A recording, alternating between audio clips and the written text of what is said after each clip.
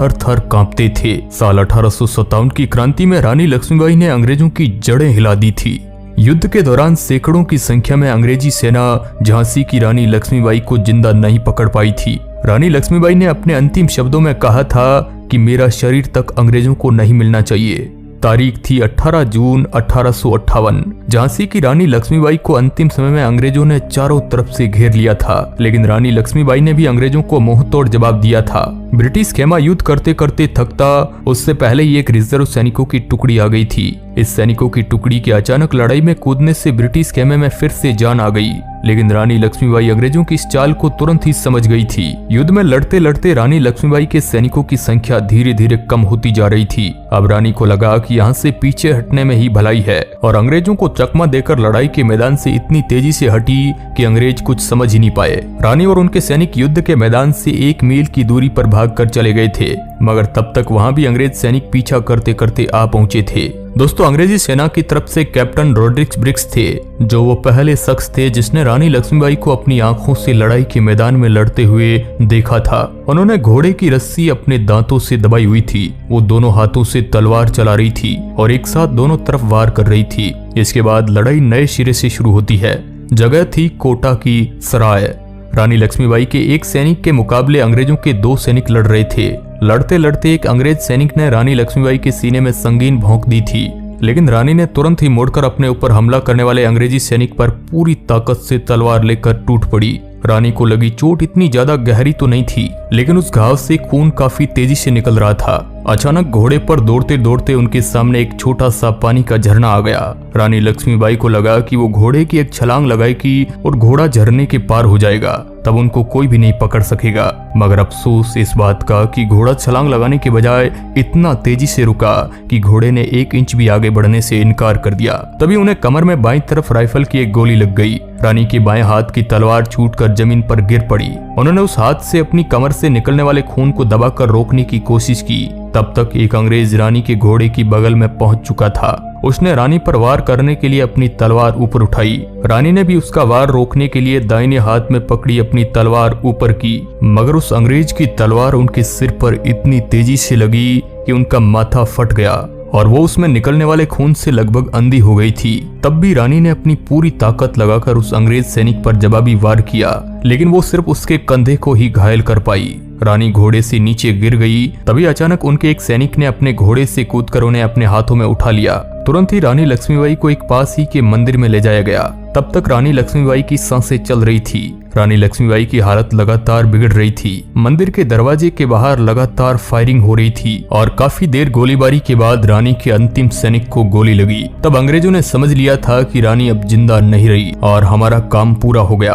तभी एक अंग्रेजी अधिकारी रॉड्रिक ने जोर से चिल्लाकर कहा, रानी अभी भी जिंदा है। अंग्रेजों की सेना से लड़ाई लड़ते लड़ते रानी लक्ष्मीबाई काफी घायल हो चुकी थी। रानी की एक आंख अंग्रेज सैनिक की कटार से लगी चोट के कारण बंद थी। उन्होंने बहुत मुश्किल से अपनी दूसरी आंख खोली। उन्हें सब कुछ धुंधला दिखाई दे रहा था और उनके मुंह से रुक रुक कर शब्द निकल रहे थे।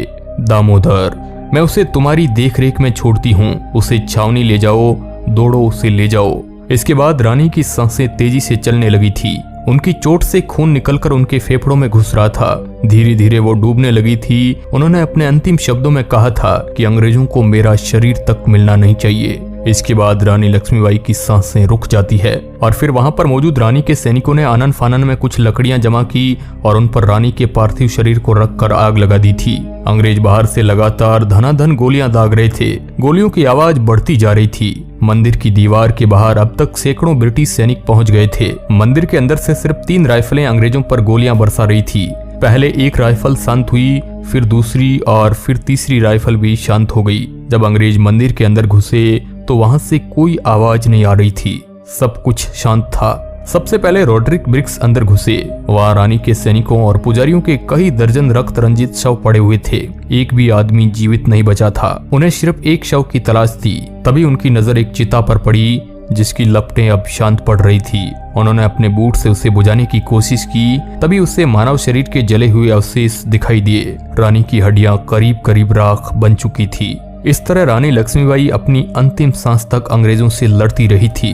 चलिए अब थोड़ा आपको रानी लक्ष्मीबाई के शुरुआती जीवन के बारे में बताते हैं। लक्ष्मीबाई का जन्म वाराणसी में 19 नवंबर 1828 को हुआ था। उनका बचपन का नाम मणिकर्णिका था, लेकिन प्यार से उन्हें मनु कहा जाता था। मनु ने बचपन में शास्त्रों की शिक्षा के साथ साथ शस्त्र की शिक्षा भी ली थी। साल 1842 में मात्र 7 वर्ष की अवस्था में इनका विवाह झांसी के राजा गंगाधर राव निंबालकर के साथ कर दिया गया। अब यह झांसी की रानी बन गई और इनका नया नाम लक्ष्मीबाई रखा गया। साल 1851 में 16 वर्ष की अवस्था में इन्होंने एक पुत्र को जन्म दिया, जिसकी मृत्यु 4 माह पश्चात ही हो गई। और फिर 1853 में राजा गंगाधर राव का स्वास्थ्य बहुत अधिक बिगड़ जाने पर उन्हें दत्तक पुत्र लेने की सलाह दी गई। पुत्र गोद लेने के बाद 21 नवंबर 1853 को राजा गंगाधर राव की मृत्यु हो गई। दत्तक पुत्र का नाम दामोदर राव रखा गया। जब दामोदर राव के गोद लिए जाने को अंग्रेजों ने अवैध घोषित कर दिया, तब रानी को झांसी का अपना महल छोड़ना पड़ा था।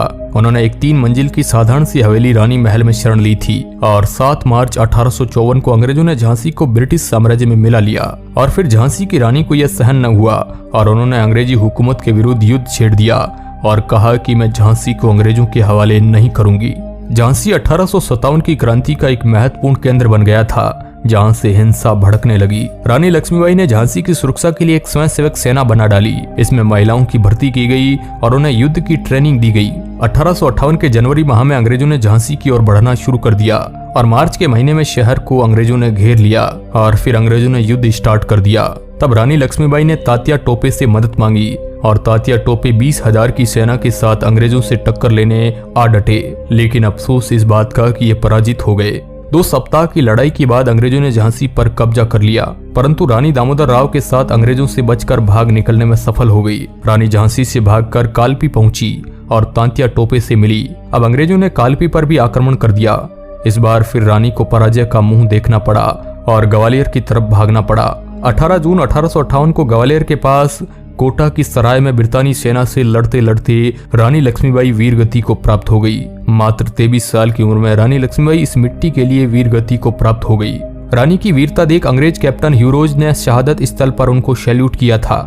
इस लड़ाई में रानी लक्ष्मीबाई के बेटे दामोदर को सुरक्षित बचा लिया गया था। दामोदर ने 2 साल बाद 1860 में अंग्रेजों के सामने आत्मसमर्पण कर दिया।